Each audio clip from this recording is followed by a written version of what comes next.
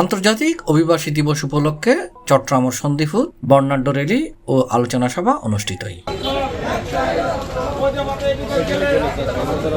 প্রবাসী অধিকার আমাদের অঙ্গীকার, বৈষম্যহীন বাংলাদেশ আমাদের সবার এ প্রতিপাদ্য ধরে সামনে রাখিয়ে যথাযোগ্য মর্যাদায় সন্দিপুর ন্যায্যে পালিত এই আন্তর্জাতিক অভিবাসী দিবস।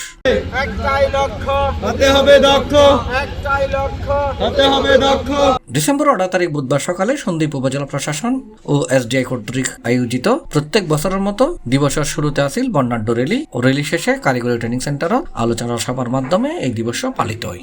তারপরে আমার কবরস্থান আমি কিন্তু 2 মাইল পরেও আমি সেটাই করতে আমার যদি আর্নিং সোর্স কাজে রিসেটেলমেন্ট এর সাথে কর্মসংস্থান খুবই গুরুত্বপূর্ণ।